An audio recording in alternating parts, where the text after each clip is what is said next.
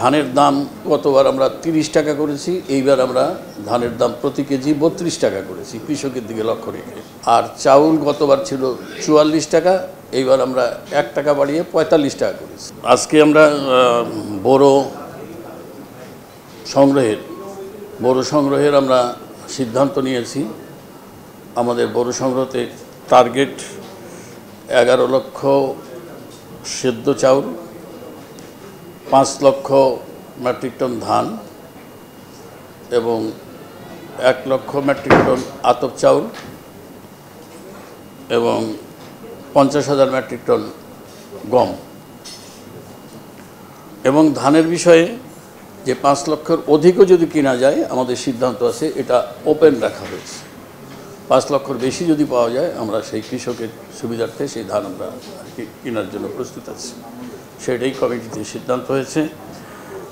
ধানের দাম বিগত দিনে 28 টাকা ছিল, গতবার আমরা 30 টাকা করেছি, এইবার আমরা ধানের দাম প্রতি কেজি 32 টাকা করেছি কৃষকের দিকে লক্ষ্য রেখে।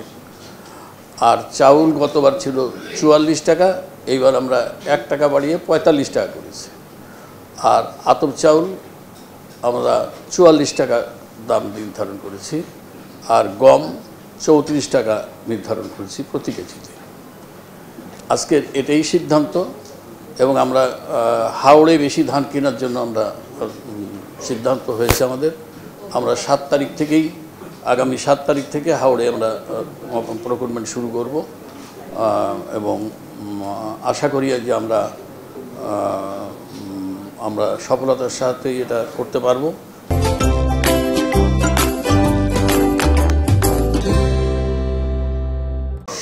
7ই মে থেকে আমরা ধান সংগ্রহ করব।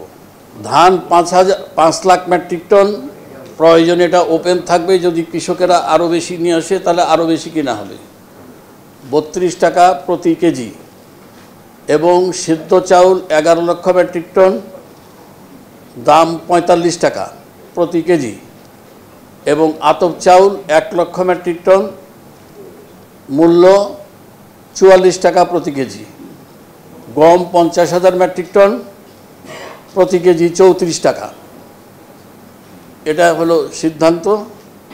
এবং আমরা হাওড়ে 7 তারিখ থেকে ধান কেনা শুরু করব, বা শুধু হাওড় না, যেখানে যেখানে ধান কাটা শুরু হয়েছে সেখানেই আমরা 7 তারিখ থেকে 31শে অগাস্ট পর্যন্ত আমাদের এই প্রকুরমেন্ট চলবে। হ্যাঁ, উৎপাদন খরচ বেশি আছে, সেই কারণেই এটার দাম বাড়ানো হয়েছে। এবং কৃষক একটু মূল্য পাক, কৃষক আর উৎসাহিত হোক, নাহলে কৃষক অন্য ক্রপসে চলে যাচ্ছে, কারণ আমাদের চাউলের প্রয়োজন। এবং সারা বিশ্বে যে চাউলের মূল্য, সেই দিকে চিন্তা করলে আমরা অনেক সবচেয়ে কম অবস্থায় আছি। সেই দিক চিন্তা করেই চাউলের দামটা বাড়ায়নি, মাত্র 1 টাকা বাড়ানো হয়েছে।